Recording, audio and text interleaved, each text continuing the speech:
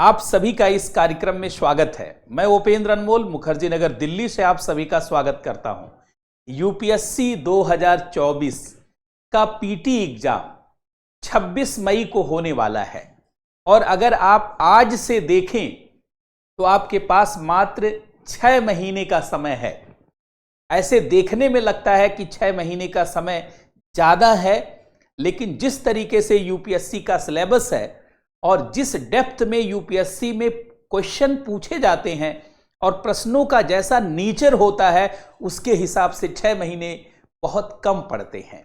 लेकिन बहुत सारे विद्यार्थी फिर भी अपने आप को उतना अवेयर नहीं कर पाते हैं, उतना सीरियस नहीं कर पाते हैं और कई बार पीटी के एग्जाम में कहीं ना कहीं से लैग कर देते हैं और अंततः रिजल्ट विपरीत चला जाता है। तो आज हम लोगों ने ये सेशन इसीलिए रखा है ताकि पीटी के एग्जाम को किस तरीके से आप कम से कम समय में, बहुत कम से कम समय में कैसे आप अपने पक्ष में कर सकते हैं। इसलिए आप देखेंगे हम लोगों ने लिखा है कि कम से कम पढ़ करके कैसे पास करें यूपीएससी 2024 का पीटी एग्जाम। इसके लिए बेस्ट स्ट्रेटजी अर्थात जो मुझे लगता है कि आप लोगों के साथ साझा करना चाहिए, उन बिंदुओं के साथ मैं आपके सामने प्रस्तुत हूं और जो पिछले 19 वर्षों से दिल्ली के मुखर्जी नगर और देश के विभिन्न भागों में विद्यार्थियों को पढ़ाने का अनुभव रहा और साथ में अपनी तैयारी के दौरान भी लिया गया अनुभव, उन सब के माध्यम से मैं कुछ सुझाव और कुछ जो है बातें आपके साथ शेयर करना चाहता हूं। सबसे ज्यादा क्या महत्वपूर्ण है आज के समय में, आप सभी लोग जानते हैं यूपीएससी के एग्जाम में पिछले 7-8 वर्षों से यह कहा जाने लगा कि अब पीटी का एग्जाम सबसे टफ एग्जाम है। मेंस और इंटरव्यू का एग्जाम रिलेटिवली अब उतना कठिन नहीं रह गया।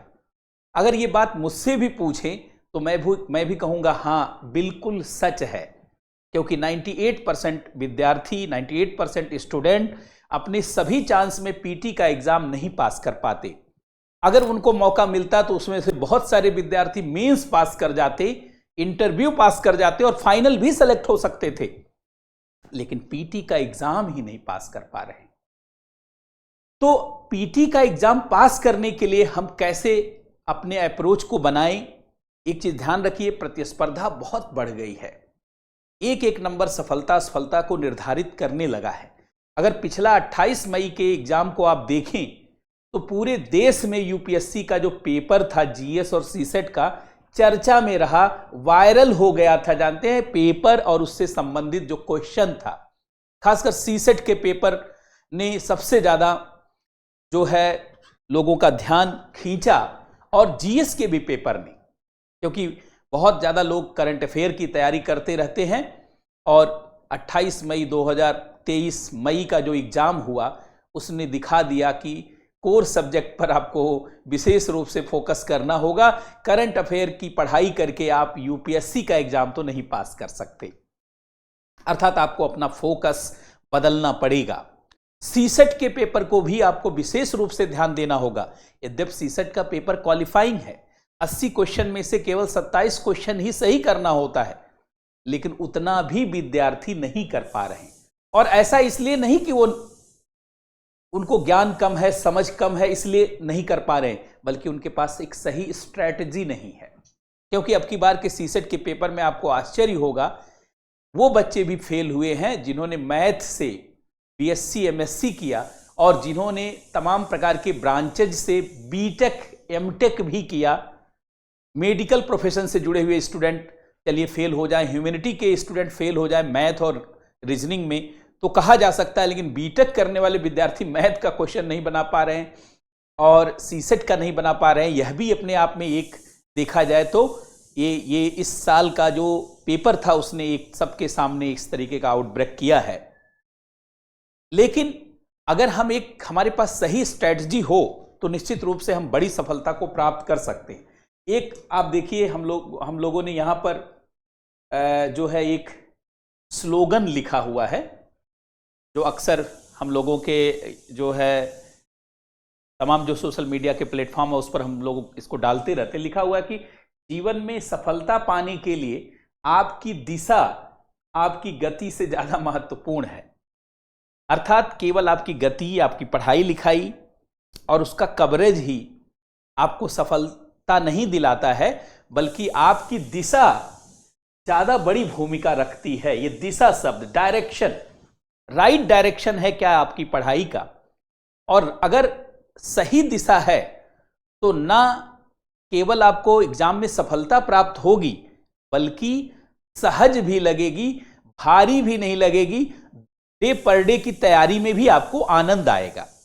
यही सही रणनीति का जानते हैं परिणाम होता है। लेकिन एक चीज ध्यान रखें कि आपको संघर्ष तो करना ही पड़ेगा।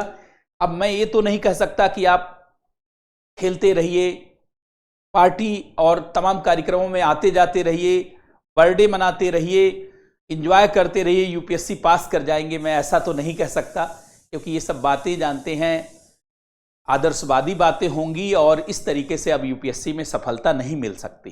मैं मानता हूं कि 6 महीने का टाइम एक बड़ा टाइम है, लेकिन इतना भी नहीं है कि आप क्रिकेट खेलिए, मूवी देखिए, शादी बर्थडे की सारी पार्टी अटेंड करिए, दोस्तों के साथ घूमिए, गॉसिप करिए, इधर उधर की बातें करिए, चाय की टपरी पे बैठ करके आप अपना समय गंवाइए, अनावश्यक बातें करिए। अगर आप ये सब करते हैं तो यह निश्चित मान लें कि आगे आपके लिए 26 मई का जो 2024 का पीटी एग्जाम है, उसमें आपके लिए चुनौती गंभीर रूप से मिल सकती है और परिणाम आपके विपरीत जा सकता है।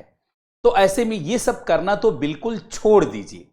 अब आते हैं हम लोग कि कैसे पढ़ा जाए, थोड़ा कुछ इस पे बात कर लिया जाए, फिर इसी डायरेक्शन में हम लोग आगे बढ़ेंगे। देखिए, आप सभी लोग जानते हैं कि जीएस का जो पार्ट है बड़ा ही डायनेमिक है। इसमें मुख्य रूप से अगर जीएस के पार्ट को बांटा जाए तो ये 2 भागों में इसको बांटा जा सकता है। एक इसका जो कोर सब्जेक्ट का पार्ट है, जिसमें 5 सब्जेक्ट आते हैं, पॉलिटी है, हिस्ट्री है, ज्योग्राफी है, इकोनॉमी है और साइंस एंड टेक्नोलॉजी। अर्थात पॉलिटी का पार्ट है, हिस्ट्री का है, ज्योग्राफी का है, इकोनॉमी का है, जनरल साइंस और साइंस एंड टेक्नोलॉजी का। ये कोर पार्ट है। इसको छोड़ करके आज के समय में कोई भी विद्यार्थी सिविल सेवा, खासकर यूपीएससी में सफलता प्राप्त नहीं कर सकता।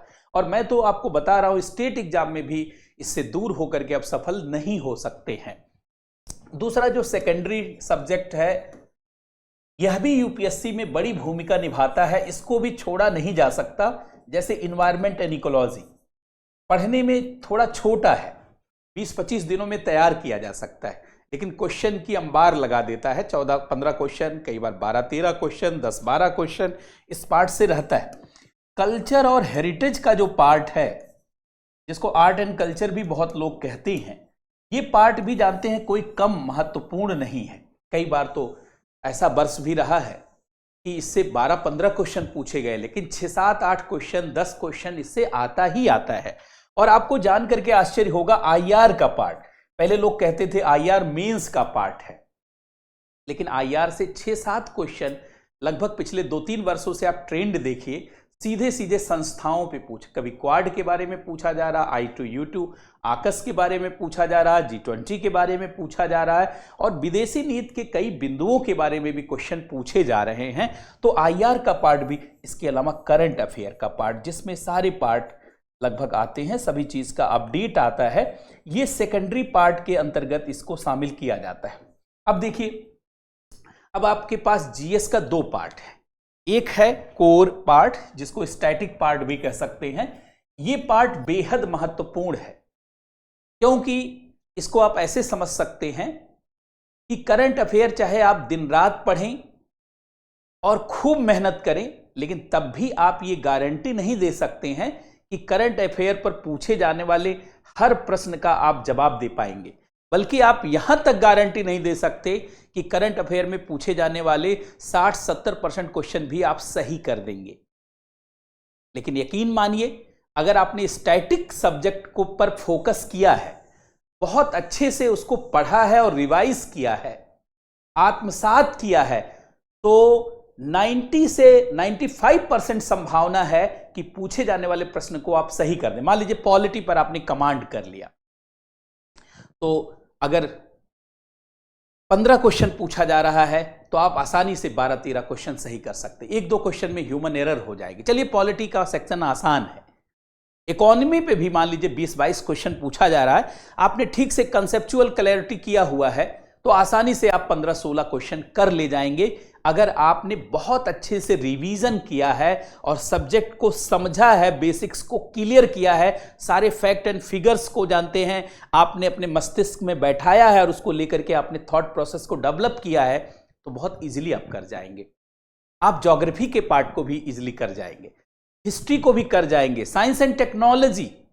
बहुत सारे लोग कहते हैं science and technology current affair का पार्ट है, मैं ऐसा नहीं मानता। मैं पिछले 19 वर्षों से दिल्ली के मुखर्जी नगर में मैं अकेला शिक्षक हूं जो कहता हूं साइंस एंड टेक्नोलॉजी को समझ के पढ़ना पड़ेगा। बाकी सारे कोचिंग और उसके टीचर कहते हैं science and technology current affair का पार्ट है। लेकिन आपके सामने क्वेश्चन पेपर प्रीवियस ईयर का है, आप उठा के देखिए। करंट अफेयर पढ़ने से क्या आप वो क्वेश्चन कर पाएंगे? कभी भी नहीं। जब तक उसका बेसिक्स, मान लीजिए स्पेस टेक्नोलॉजी से जुड़ा कोई सवाल पूछा जाता है, अगर उसका बेसिक्स नहीं क्लियर है तो केवल चंद्रयान 3 पढ़ने से या जो आदित्य L1 मिशन के पढ़ने से आप उसके क्वेश्चन नहीं सॉल्व कर पाएंगे, क्योंकि इसमें 2 ऑप्शन करंट से रिलेटेड है। तो पता चला कि एक ऑप्शन जानते उसके कंसेप्ट से रिलेटेड है और एक ऑप्शन हो सकता है कि इसरो के किसी हिस्टोरिकल पार्ट से जुड़ा हुआ हो या कोई स्पेस टेक्नोलॉजी के डेवलपमेंट से जुड़ा हुआ हो, और एक ही पार्ट आपके पूरे आंसर को गलत करवाने में सक्षम होता है। तो मैं कहूंगा कि आप करंट पर इतना मत फोकस करिए कि जिससे स्टैटिक पार्ट पर दिया जाने वाला समय आपका कम हो जाए। इसलिए मैं आप सभी लोगों से आग्रह करूंगा कि अपनी पढ़ाई का 80% समय, 80% टाइम आप स्टैटिक पार्ट पर दीजिए और 20% टाइम आप जो है करंट अफेयर पर दीजिए। करंट अफेयर पर इस पर 20% टाइम दीजिए, 20%, या आप कह सकते हैं कि पूरे सेकेंडरी पार्ट पर ही 20% दीजिए, तब भी मुझे कोई दिक्कत नहीं है। 20% टाइम आप सेकेंडरी सब्जेक्ट पर दीजिए और 80% टाइम आप अपने इस कोर सब्जेक्ट पर दीजिए। अच्छा, कोर सब्जेक्ट को भी जानते हैं कैसे पढ़ा जा सकता है। जैसे आपके पास 6 महीने है, आपके पास 6 महीने का समय है। ऐसे तो 6 महीने बहुत ज़्यादा लगता है, लेकिन अगर जो यूपीएससी का सिलेबस का डोमेन और रेंज अगर आप देखें तो आपको ये समय कम लगेगा। और वास्तव में एग्जाम में पास होने के लिए जो परिस्थितियां आजकल बन गई हैं, वैसी स्थिति में वास्तव में ये समय कम है। अब जब कोई हम लोगों से स्वतंत्र रूप से पूछता है कि सर पीटी की तैयारी के लिए कितना समय होना चाहिए, तो हम लोग 7-8 महीने कम से कम कहते हैं, ताकि कोई रिस्क ना रहे। फिर भी 6 महीने में अगर कोई जागृत विद्यार्थी है और जिसने अपने लक्ष्य को फिक्स कर लिया है, वो निश्चित रूप से सफल हो सकता है। अब देखिए 6 महीने में एक तो दिसंबर का महीना है, एक जनवरी का महीना है, एक फरवरी का महीना है, और एक मार्च का महीना है, और एक अप्रैल का महीना है, और एक मई का महीना। ये 2 महीने तो हटा दीजिए, ये रिवीजन के लिए ये 2 महीना है। ये 2 महीना तो फुल टाइम रिवीजन और प्रैक्टिस के लिए, ये रिवीजन करना है और प्रैक्टिस करना है और मॉक टेस्ट लगाना है। रिवीजन और प्रैक्टिस के लिए है, रिवीजन और प्रैक्टिस के लिए है, और जो है टेस्ट देने के लिए है। तो 2 महीना तो बिल्कुल हटा दीजिए। खैर, मैं इसके लिए भी बात करूंगा कैसे यूज करिए। अब देखिए, ये दिसंबर का जो समय है, ये 30 हर महीने को आप 30 दिन का मान लीजिए। ये 30 दिन का है, 30 दिन से ज्यादा का भी होता है, लेकिन मैं 30 दिन ही मान लेता हूं, क्योंकि फरवरी 28 दिन का भी होता है। मान लेता हूं कि 30 दिन आपके पास है। तो इस प्रकार से आपके पास जानते 120 दिन का समय है।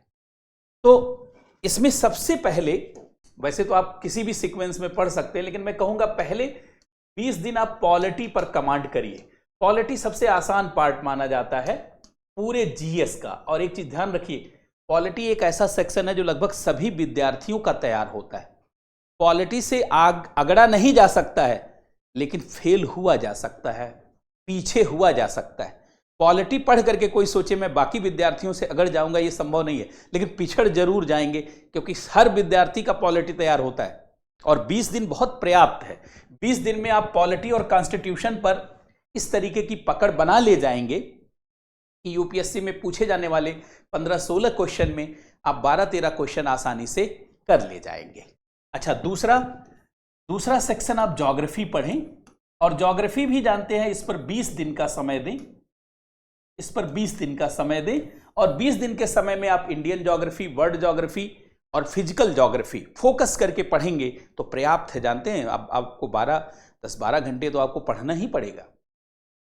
तो 20 दिन में आप अच्छे से कमांड बना ले जाएंगे, और पहले से भी आपने जो नोट्स बनाया हुआ है, जो आपने बुक्स पढ़ी हुई है, हाईलाइट किया है, उसी को फास्ट पढ़िए और रिवाइज करते चलिए। अच्छा, तीसरे नंबर पर आप हिस्ट्री पढ़िए, या दूसरे नंबर पर भी हिस्ट्री कर सकते हैं। ये भी 20 दिन का समय आप हिस्ट्री में मॉडर्न हिस्ट्री और एंशिएंट आपको पढ़ना है।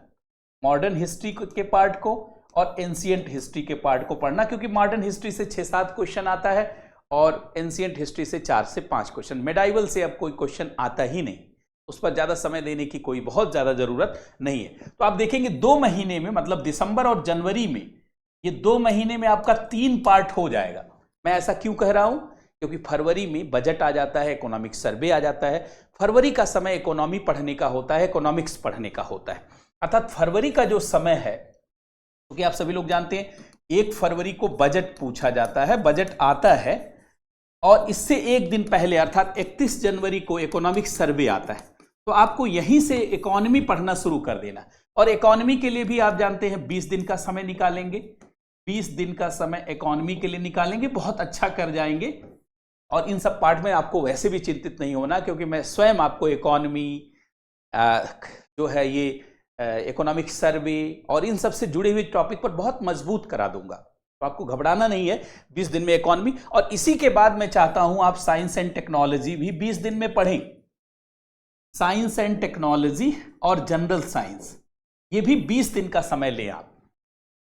तो 5 स्टैटिक पार्ट को 20-20 दिन में बांट दिया जाए तो आसानी से आप देखिए 2 महीना और ये 20 दूनी 40, मतलब 3 महीने 10 दिन में आप ये 5 पार्ट पर अच्छे से पकड़ बना ले जाएंगे। अभी देखिए आपने मार्च का केवल 10 दिन कवर किया है। अब ये देखिए 2 महीना तो चला गया इन 3 पार्ट में, और ये 30 दिन, और इसमें से 10 दिन और निकाल लीजिए।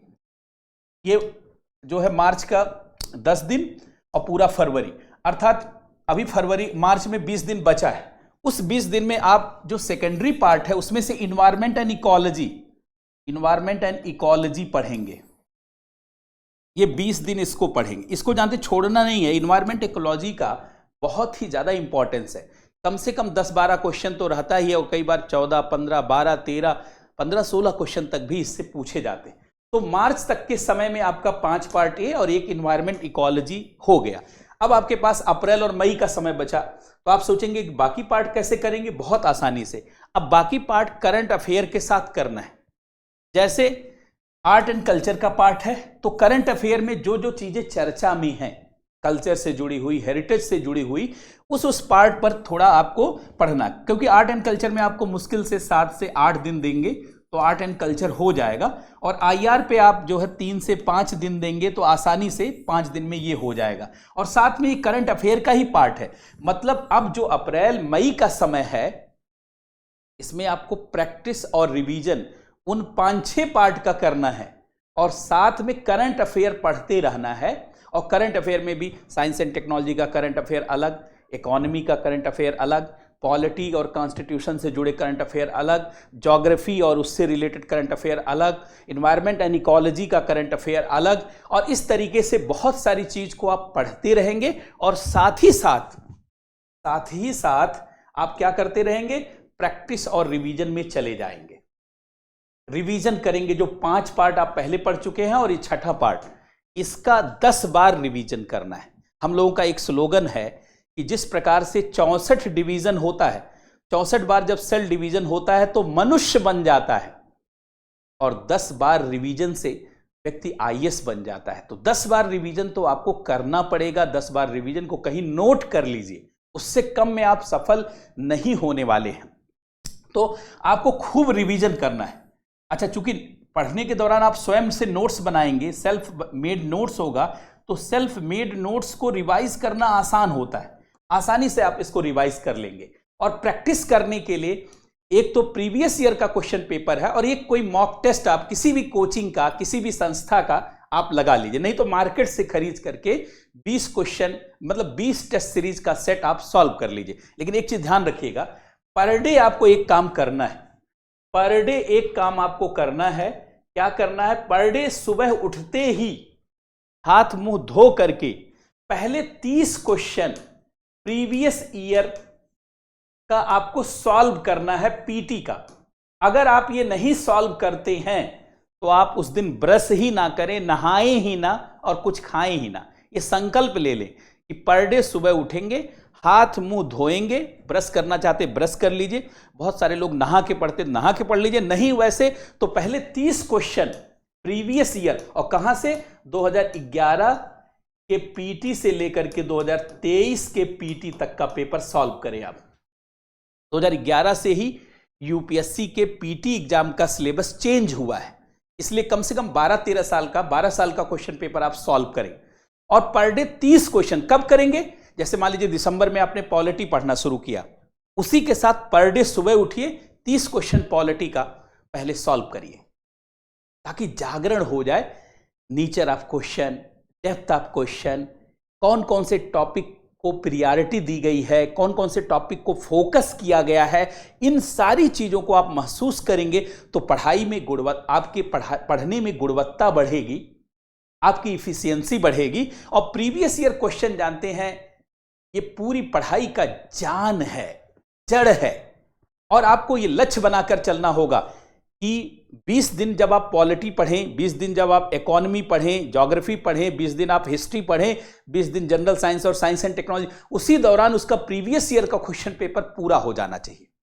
और अप्रैल में भी प्रीवियस ईयर का क्वेश्चन पेपर 3-4 बार खूब रिवाइज हो जाना चाहिए, ताकि मई के समय में आप केवल अपने बनाए गए फुट नोट्स और जो करंट अफेयर के पार्ट हैं उसको, और साथ में जो आपने मॉक टेस्ट किसी कोचिंग का, या कोचिंग नहीं करना है तो कोई जरूरी नहीं है, कहीं से एक 20 टेस्ट जो मार्केट में भी मिलता है लेकर, किसी भी कोचिंग का सब फोटोकॉपी मिलता है, उसको निकाल करके उसको सॉल्व करें, लगाएं। या हम लोगों का टेस्ट सीरीज भी चलती है CAL ऐप पर, आप स्पेस IAS एकेडमी के ऑफिस पे फोन करेंगे, आपको सब पता चल जाएगा। और बहुत ही सस्ता 300-400 में पूरे यूपीएससी का टेस्ट उपलब्ध है, वहां से भी कर सकते हैं। अर्थात ये 30 क्वेश्चन जानते हैं आप आसानी से पर डे सॉल्व करें, इससे आपका लाइनो लेंथ सही होगा, लोकस और फोकस सही होगा। तो एक पार्ट जो GS में क्या करें ये मैंने बताया। दूसरा करंट अफेयर, ध्यान से सुनिए, करंट अफेयर पे बहुत सारे लोग सवाल पूछते हैं। मैं एक बार दोबारा आपसे के साथ 1 मिनट चर्चा कर देता हूं। देखिए, करंट अफेयर कई लोगों को डुबा देता है और कई लोगों को उबार भी देता है। मतलब इसकी बुराई नहीं की जा सकती, जैसे रक्षा खर्च को आवश्यक बुराई कहा जाता है, ऐसे करंट अफेयर जानते हैं एक आवश्यक बुराई की तरीके से। आवश्यक भी है और बुराई भी है। आवश्यक क्यों है? क्योंकि इससे बहुत सारे क्वेश्चन पूछे जाते हैं। पहले तो इससे जुड़े हुए 25 से लेकर 30 क्वेश्चन भी कई बार पूछे गए, लेकिन आपने पिछली बार देखा होगा, आप 15 से लेकर के 18 क्वेश्चन ही मुश्किलन इससे पूछा जा रहा। अब ऐसा तो कुछ रह नहीं गया। और वो भी करंट अफेयर ऐसे नहीं पूछे जा रहे हैं कि आपने पढ़ा न्यूज़पेपर, मैगजीन पढ़ा और पेपर पढ़ा, आप सॉल्व कर देंगे। स्टैटिक पार्ट अगर आपका तैयार नहीं है तो आप इस क्वेश्चन को कर नहीं पाएंगे। अर्थात जो करंट अफेयर पूछा जा रहा है उसमें एक बेसिक और प्रीवियस आपकी स्टडी होनी चाहिए। अगर इस डायमेंशन से आपने करंट अफेयर को नहीं पढ़ा है तो आपके लिए बहुत मुश्किल होने वाला है। इसीलिए मैं कह रहा हूं कि करंट अफेयर पर फोकस तो करें, लेकिन थोड़ा कम करें। और कैसे करें? बहुत सारे लोग रोज न्यूज़पेपर पढ़ते हैं।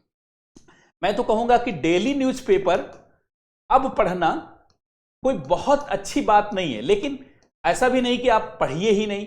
कम से कम 15 मिनट का समय पर डे दीजिए कि आज की न्यूज क्या रही। क्योंकि जब घटनाओं को आप रोज देखते हैं तो उसको लेकर के एक मस्तिष्क में सक्रियता बनती है, और मस्तिष्क भी डायनेमिक होता। अच्छा, ये घटना हो रही, ये हो रही है।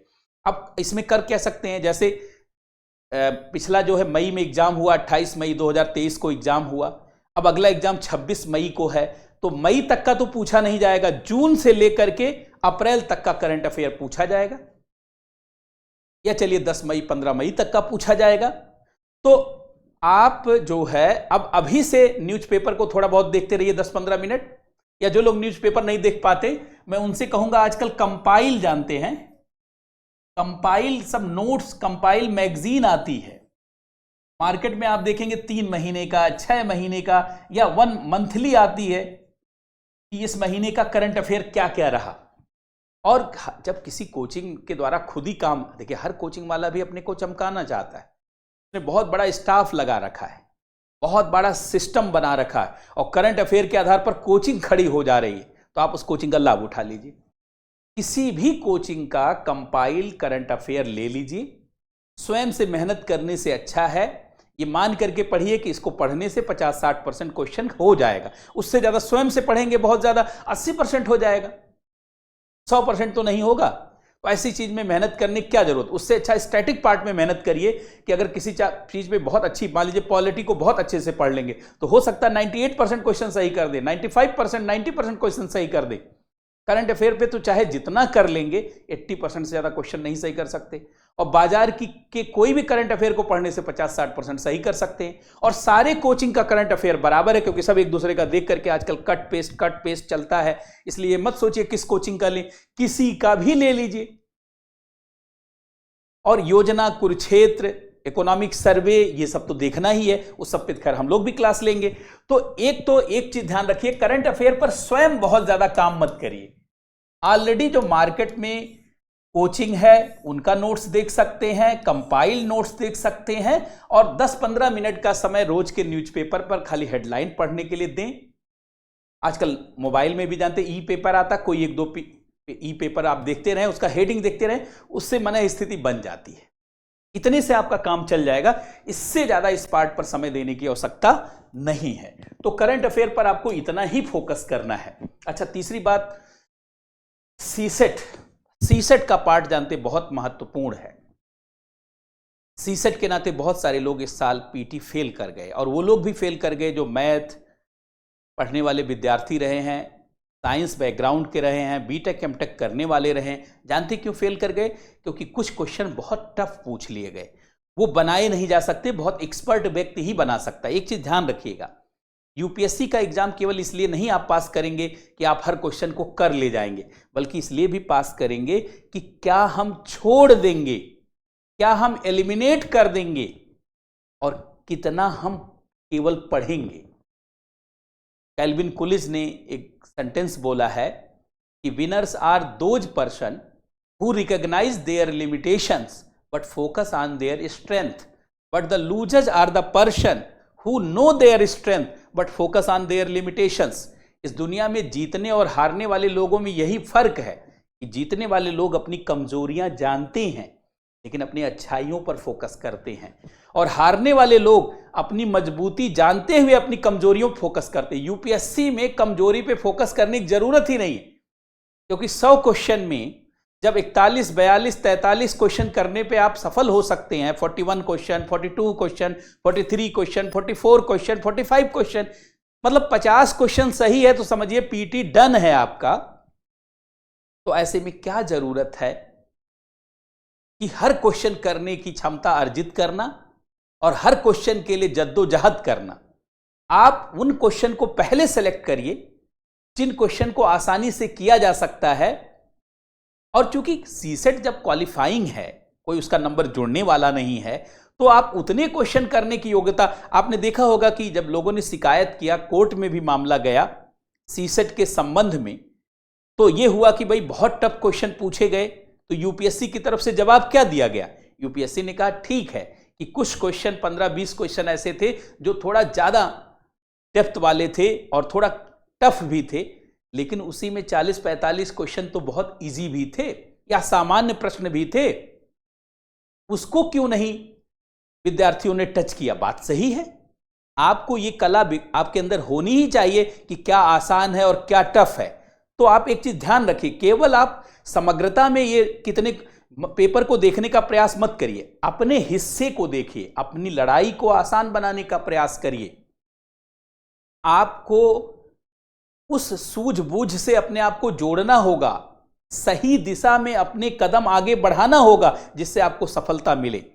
ये नहीं कि अपनी पढ़ाई को भारी बना दीजिए, मुसीबत भरा बना दीजिए और लगे कि आप कुछ जानते अफलातून करने वाले हैं। अरे यूपीएससी का एग्जाम टफ तो है, लेकिन इतना भी टफ नहीं है कि आप उसको अफलातून बना दीजिए। साधारण तरीके से पढ़िए, सामान्य दिनचर्या को फॉलो करिए। हां, थोड़ा सीरियस हो जाइए, गंभीर हो जाइए, अपने लक्ष्य को जागृत करिए, अपने प्रतिभा को निखारिए और 24 घंटे एक ही वातावरण में रहिए कि इस बार जानते हैं यूपीएससी को क्रैक कर देना है।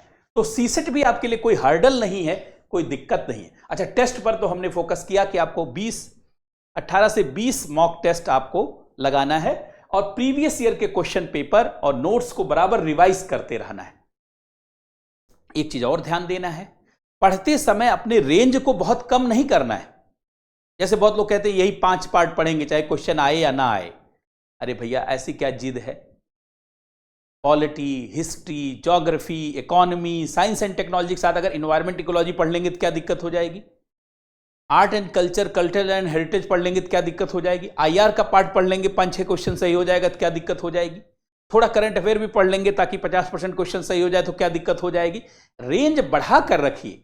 कौन जानता है किस पार्ट को फोकस कर दिया जाए, किस पार्ट से ज्यादा प्रश्न आ जाए, किस पार्ट से कम आ जाए। रिस्क के लिए क्यों अब तैयारी किया जाए? तैयारी इसीलिए की जाती है ताकि रिस्क समाप्त हो। तैयारी इसलिए नहीं की जाती कि रिस्क बढ़ती रहे और रिस्क बढ़ी हुई दिखे। रिस्क को मिनिमाइज करने का ही जो है रास्ता है प्रिपरेशन आपके रास्ते को आसान बनाना चाहिए। अच्छा, एक चीज और ध्यान रखें, जो इजी पार्ट है उस पर ज्यादा फोकस करें। हर स्टूडेंट के लिए इजी पार्ट अलग अलग है। किसी का जानते हैं, जैसे किसी का पॉलिटी पार्ट जो है ज्यादा अच्छा है, हो सकता है ह्यूमैनिटी बैकग्राउंड का है। इसको खूब इतना मत दीजिए कि इस पर कोशिश करिए कि 100% क्वेश्चन सही कर ले जाएंगे। जैसे ज्योग्राफी किसी का मान लीजिए बहुत इजी उसके लिए लगता है, उसने पढ़ा है, तो इस पर 100% की तैयारी रखिए। हिस्ट्री है तो कोशिश करिए इसका 100%। अब सारे पार्ट पढ़ेंगे तो 100% नहीं हो पाएगा। आप सोचेंगे कि मेंस की भी तैयारी करते हुए पीटी पढ़ें, कि इथिक्स की भी तैयारी करते रहेंगे, सोसाइटी भी पढ़ेंगे, गवर्नेंस भी पढ़ेंगे, डिजास्टर मैनेजमेंट भी पढ़ेंगे, ऑप्शनल भी पढ़ते रहेंगे और फिर पढ़ लेंगे, तब तो नहीं हो पाएगा। आपको फोकस करना पड़ेगा। बहुत सारी चीजों को छोड़ना, आप छोड़ दीजिए इथिक्स, छोड़ दीजिए पूरा ऑप्शनल, छोड़ दीजिए मेंस वाले वो सारे पार्ट जो आपके समय को ले जाते हैं, छोड़ दीजिए आंसर राइटिंग। मौका नहीं मिलेगा तो आंसर राइटिंग आगे आपको क्या लाभ पहुंचाएगा? बहुत लोग कहते हैं फिर उतने कम समय में 20 सितंबर से ही मेंस का एग्जाम है और 26 मई को पीटी का एग्जाम, कैसे तैयारी हो पाएगी? तैयारी जानते हैं 1 महीने में बेहतर हो जाती है अगर आपका आत्मविश्वास, कॉन्फिडेंस बेहतर है, सेल्फ कॉन्फिडेंस आपका बेहतर है, तो 20 दिन में किया गया काम, 1 महीने में किया गया काम 3-4 महीने के बराबर होता है। हताशा, निराशा, उदासी के साथ किया गया काम, कई महीनों का काम 1 महीने के बराबर नहीं हो पाता।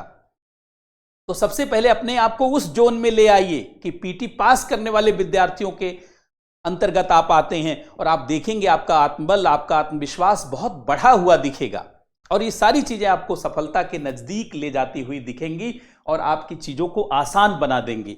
तो कुछ चीजों की तैयारी 100% करिए, कुछ चीजों की तैयारी आप मानिए इकोनॉमी है, साइंस एंड टेक्नोलॉजी, हम 90% करेंगे। करंट अफेयर की तैयारी आप मानिए कि मैं 60% करूंगा।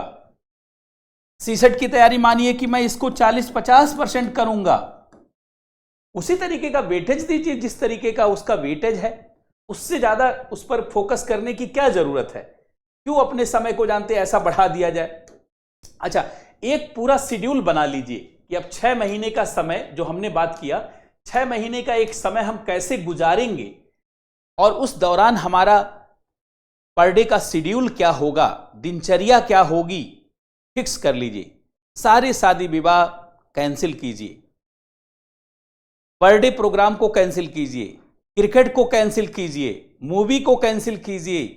अब आराम का समय नहीं है, अब आपके लिए दिन प्रतिदिन युद्ध है और इस मनः स्थिति से काम करिए। एक चीज ध्यान रखिए कि जैसी मनः स्थिति होती है, मोटिवेशन होता है, उसी तरीके का रिजल्ट आता है।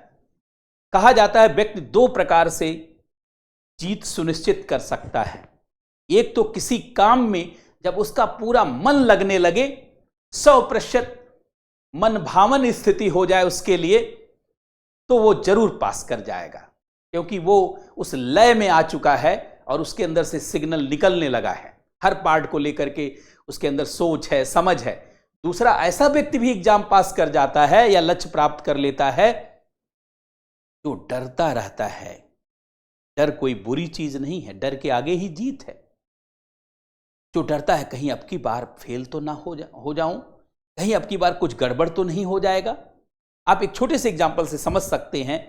अगर आपको सुबह दौड़ने के लिए कहा जाए तो दो तरीके के व्यक्ति सुबह दौड़ सकते हैं। एक जिसका मन में पूरी बात समा गई है कि स्वास्थ्य जानते सबसे बड़ा धन है और दिनचर्या बेहतर होनी चाहिए और हमारी दिनचर्या में सबसे पहले उठकर दौड़ने वाली क्रिया शामिल है, तो वो रोज रूटीन के साथ उठेगा और दौड़ेगा और पूरे मन से दौड़ेगा, कभी नागा नहीं करेगा, कभी खाली नहीं वो समय अपना जाने देगा। लेकिन दूसरा ऐसा व्यक्ति भी दौड़ता है जो मजबूरी में होता। मान लीजिए आपको कुत्ता दौड़ा ले काटने के लिए, कोई जंगली जानवर दौड़ा ले, तो आपको भागना पड़ेगा, दौड़ना पड़ेगा मजबूरी में। शेर हिरन को दौड़ाता है, हिरन को डर होता है कहीं हमें खा ना ले, और उसी डर के नाते इतना तेज दौड़ता है। एक दिन मैंने एक वीडियो देखा, हो सकता है आपने भी देखा, वो वायरल हुआ था कि शेर दौड़ा रहा इधर से, हिरन इधर से निकल रहा, उधर से निकल रहा, इधर से निकल रहा, उधर, और अंततः जानते पकड़ नहीं पा रहा है। अगर आपके अंदर ये भय है, डर है, तो मैं उसे बुरा नहीं कहूंगा। अगर ये चिंता है कि लोग क्या कहेंगे, माता पिता को लोग क्या कहेंगे, हम ही क्या कहेंगे, असफल हो जाएंगे तो हमें समाज में किस तरीके से देखा जाएगा, हमारे प्रति लोगों का नजरिया क्या होगा, यह भी आपको सफलता के नजदीक ले जाता है। इस तरीके की चिंता बुरी नहीं कही जा सकती है। यह कोई चिंता अनायास चिंता नहीं है, निरर्थक चिंता नहीं है। चिंतित होना और डरना निश्चित रूप से बहुत अच्छा है अगर वो प्रतिस्पर्धा के क्षेत्र में हो। इसीलिए कहा जाता है जो सैनिक युद्ध से पहले पसीना नहीं बहाता उसे युद्ध में खून बहाना पड़ता। जो चिंतित होता है रोज पसीना बहाता है उसे युद्ध में खून नहीं बहाना पड़ता। लेकिन जो चिंतित नहीं होता, जो डरता नहीं, उसे युद्ध में खून ही बहाना पड़ता है। एक चीज ध्यान रखिए, यह सबके साथ होता है। इसीलिए कहा जाता है सबको लड़ना पड़ता है अपना युद्ध, चाहे राजा राम हो या गौतम बुद्ध। आपकी और हमारी क्या बिसात है। भगवान राम जैसे लोगों को भी संघर्ष करना पड़ा है, एक एक पल जानते हैं मुश्किल के साथ बिताना पड़ा है। जो साक्षात ईश्वर रहा है उसको भी 14 वर्ष कैसे रहना पड़ा है, जरा देख लीजिए। वैसा जीवन हम लोगों का भी नहीं है। जंगल में बिताया गया भगवान राम का समय, पर्णकुटी में, चित्रकूट में और पंचवटी, आप देखिए नासिक में, और वहां से लेकर के आप उनकी पूरी यात्रा देखिए, आपको पल पल पर उनके संघर्ष से प्रेरणा मिलेगी। और महात्मा बुद्ध के जीवन को भी देखिए। बुद्ध इतने पॉपुलर हैं, पूरी दुनिया आज बुद्ध के संदेश को एक बेहतर संदेश के रूप में मानती है। बहुत सारे लोग बुद्ध को भगवान की तरह मानते हैं। उनको भी अपनी लड़ाई स्वयं लड़नी पड़ी, अपने आप को स्वयं तैयार करना पड़ा। तो ऐसे में बिना संघर्ष के आपकी सफलता होगी ये तो सपनों में भी नहीं सोचिए आप। लेकिन एक चीज ध्यान रखिए, कई चीजों में मैं भी आपका सहायक रहूंगा। जैसे साइंस एंड टेक्नोलॉजी का पार्ट है, क्योंकि मैं इस पार्ट का एक्सपर्ट हूं और इतने वर्षों से पढ़ा रहा हूं। इकोनॉमी का पार्ट है, इन्वायरमेंट एंड इकोलॉजी का पार्ट है, इन्वायरमेंट एंड इकोलॉजी का पार्ट है, IR का पार्ट है। ये सब मान लीजिए कि इतने पार्टों में मैं आपको एक बेहतर स्थिति में स्वयं लाने का प्रयास करूंगा। अगर इसके करंट अफेयर को भी मैं ठीक से पढ़ा दूंगा तो आपका जागरण हो जाएगा इस सब्जेक्ट पर, और इस सब्जेक्ट को लेकर के आपके भय समाप्त हो जाएंगे। देखिए साइंस एंड टेक्नोलॉजी पर 14-15 प्रश्न तो कम से कम, पिछली बार तो आपने देखा 16 प्रश्न था, 15-16 क्वेश्चन पूछे ही जाते हैं। इकोनॉमी में 20 से 22 क्वेश्चन पूछे ही जाते हैं। इन्वायरमेंट एंड इकोलॉजी में 12 से 15 क्वेश्चन पूछे ही जाते हैं। IR में 5 से 6 क्वेश्चन पूछे जाते हैं। अब मैं आपको सिंपल सी बात कर रहा हूं, मैं आपको पढ़ा दूंगा इसमें, तो ये मान के चलिए 12+ क्वेश्चन आप इजीली कर ले जाएंगे। और इसमें कम से कम 17-18 से तो नीचे नहीं करेंगे। मैं कम क्यों लिखूं, बहुत लोग कहेंगे ज्यादा लिख रहे हैं। और इन्वायरमेंट इकोलॉजी में भी जानते हैं 8 से 10 प्रश्न तो कहीं नहीं गया है आसानी से, और इसमें तो लगभग सारा ही कर जाएंगे। लेकिन चलिए मैं घटा के लिख देता हूं, एक एरर भी हो जाता। तो आप सोचिए 12 और ये 30 यही हो गया, 38 यही हो गया, और 42, मतलब अगर आप मेरे साथ भी जुड़ेंगे तो आप सोचिए उतना क्वेश्चन तो मैं आपका कवर करवा दूंगा जितने क्वेश्चन से सफलता होती है। बाकी पॉलिटी आपका अपना कब्जा, पॉलिटी आपका अपना कब्जा, हिस्ट्री आपका अपना कब्जा, ज्योग्राफी आपका अपना कब्जा, और बाकी करंट अफेयर पर आपका अपना कब्जा। प्रीवियस ईयर के क्वेश्चन पेपर से भी 2-3 क्वेश्चन 4 क्वेश्चन आते हैं रिलेटेड, उस पर आपका अपना कब्जा, टेस्ट पर आपका अपना कब्जा। ये सब मिला करके आपको सफलता के बहुत नजदीक ले जाएगा। और एक खुशी की बात और है कि हम लोग यूपीएससी को फोकस करके एक बैच भी शुरू करने वाले हैं। आप देखिए यूपीएससी और ऑल स्टेट को लेकर के, यूपीएससी एंड ऑल स्टेट। लेकिन यह बैच 2024 के लिए नहीं है, 2025 के लिए है। लेकिन फिर भी कुछ पार्ट जानते हैं, कम से कम 3-4 पार्ट, 3 पार्ट तो तब तक 4 पार्ट हो ही जाएगा। तो इस बैच से भी अगर आप लोगों में से कोई जुड़ना चाहता है या आपके भाई बहन मित्र दोस्त जुड़ना चाहते हैं तो उनके लिए एक खुशखबरी है कि ये प्रीलिम्स बैच पूरा रहेगा और बहुत बेहतरीन बैच, चूंकि हमने ये मन बनाया है कि यूपीएससी और बाकी स्टेट की तैयारी करने वालों, क्योंकि अब देखिए स्टेट की तैयारी करने वाले लोगों को अब अलग रणनीति बनाने की जरूरत नहीं है। पिछली बार आपने बीपीएससी का पेपर देखा, 69 बीपीएससी का पेपर, उसका लेवल एकदम यूपीएससी जैसा था। यूपीपीसीएस का पहले से ही लेवल यूपीएससी के जैसा है या उसको टच कर रहा है। आरएस के एग्जाम का लेवल आप देखिए यूपीएससी के लेवल को टच करता हुआ है, और एमपीपीएससी में भी आप देखिए क्वेश्चन का स्तर बढ़ा है। तो ऐसे में अब स्टेट पीसीएस के लिए अलग रणनीति नहीं बनाना है। जो यूपीएससी का पीटी की तैयारी है, पीटी फाउंडेशन बैच की जो तैयारी है, उसी तरीके की एक बृहद तैयारी की आपको जरूरत है, ताकि बेसिक्स, कंसेप्ट, एप्लीकेशन को लेकर के पूरी सोच और समझ जागृत हो और आप उस लाइन और लेंथ को प्राप्त कर सके जिसकी जरूरत है सफलता के लिए। एकदम प्रोफेशनल तरीके से पढ़ने की जरूरत है। एक और जानते खबर आपके लिए, जो लोग बीपीएससी 70th बीपीएससी की तैयारी कर रहे हैं, 17वीं बीपीएससी की तैयारी कर रहे हैं, उनके लिए एसए का एक नया बैच हम लोग अभी कुछ दिनों में ही शुरू करने वाले हैं, 8-10 दिन के अंदर। क्योंकि एसए का पेपर आप जानते हैं बीपीएससी के एग्जाम में 300 नंबर का है और उसका लेवल जो है यूपीएससी जैसा है। पहला 2 पार्ट है, एक क्वेश्चन 100 नंबर का एकदम यूपीएससी जैसा, दूसरा जानते 100 नंबर का एकदम यूपीएससी, और तीसरा बिहार से जुड़ा हुआ 100 नंबर का है। ये 3 पार्ट में बीपीएससी का एसए बटा हुआ है। तो ये क्लास भी हम जल्दी शुरू करने वाले हैं। और बाकी 17वीं बीपीएससी 70th बीपीएससी की क्लास हमने 1 महीना पहले ही शुरू कर दिया है। 70th BPSC foundation batch, 70th BPSC foundation batch, जिसको हम लोगों ने सफल बैच नाम दिया है, सफल बैच, ताकि इस बैच को करने के बाद सफलता बहुत नजदीक आ जाए। इसमें पीटी और मेंस का कंप्लीट जीएस का पार्ट है, पूरा कंप्लीट पीटी और मेंस का जीएस का पार्ट है। और इसमें उसी लेवल पर मैं इसको पढ़ा रहा हूं जिस लेवल पर यूपीएससी है। लेकिन चूंकि बीपीएससी का सिलेबस छोटा है, उसमें जीएस1 और जीएस2 ही है, यूपीएससी में जीएस1, जीएस2, जीएस3, जीएस4 है। तो यूपीएससी का जो है रेंज ज्यादा है, डोमेन ज्यादा है बीपीएससी, लेकिन फिर भी जितने पार्ट हैं वो उसी तरीके से मैं कर रहा हूं जिस तरीके से यूपीएससी के लिए चाहिए होता है। और यही आप देख रहे होंगे कि मैं इस समय आईआर का पार्ट पढ़ा रहा हूं और बहुत बेहतरीन तरीके से उसको उसी लय में और उसी लेवल पर। तो ये बैच उनके लिए है जो 70th बीपीएससी में अपनी सफलता चाहते हैं या उसके बाद भी किसी बीपीएससी में शामिल होना चाहते हैं, 71 में, 72 में, ये इन सब में शामिल होना चाहते हैं, तो उनके लिए ये है। अच्छा, एक चीज और ध्यान रखना है, क्योंकि आप सभी जो है विद्यार्थी कई बार पढ़ते हुए जानते हैं घबरा जाते हैं, परेशान हो जाते हैं। कई लोग सोचते हैं कि पिछली बार फेल हो गया, क्या पक्का कि मैं अगली बार पास होऊंगा। मतलब पिछले हार से भी हमेशा जो है प्रभावित रहते हैं और वो आपकी कहीं ना कहीं आपकी गुणवत्ता, सफलता को, दक्षता को, इफिशियंसी को प्रभावित करती रहती है। तो आप पिछले चीजों को भूल जाइए।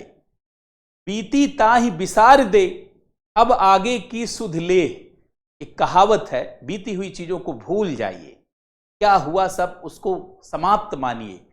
भूत खाक हो चुका है, वर्तमान और भविष्य आपके हाथ में है। इसी को बेहतर करके अपनी किस्मत को पलट दीजिए और अपने अनुकूल रिजल्ट लाने के लिए अपनी पूरी शक्ति को झोंक दीजिए और अपनी सारी क्षमता को चमकाने का प्रयास करिए, सारी प्रतिभा को निखारने का प्रयास करिए। लेकिन एक चीज ध्यान रखिए, सतर्क रहना बेहद जरूरी। मैं डरा नहीं रहा हूं आपको, सतर्क रहना बहुत जरूरी है।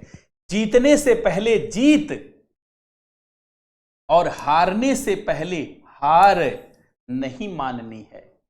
कई लोग सोचते हैं मैं जीत रहा हूं और इसी माहौल में तैयारी की तीव्रता को कम कर देते और खरगोश वाली हाल हो जाती।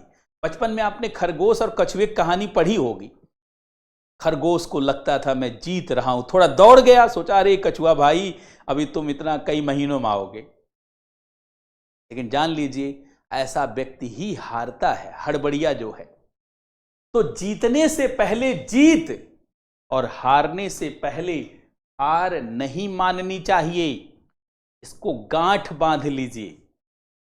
खासकर आपके लिए ऊपर वाली लाइन बेहद महत्वपूर्ण है।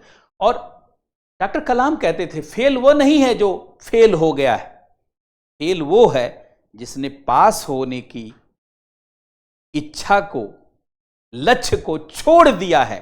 फेल वो है, फेल वो नहीं है जो किसी एग्जाम में फेल हो गया है, बल्कि जिसने आगे सफल होने की इच्छा, लक्ष्य को छोड़ दिया है और मानता है अब आगे वो एग्जाम नहीं दे सकता, आगे इस एग्जाम को क्रैक नहीं कर सकता।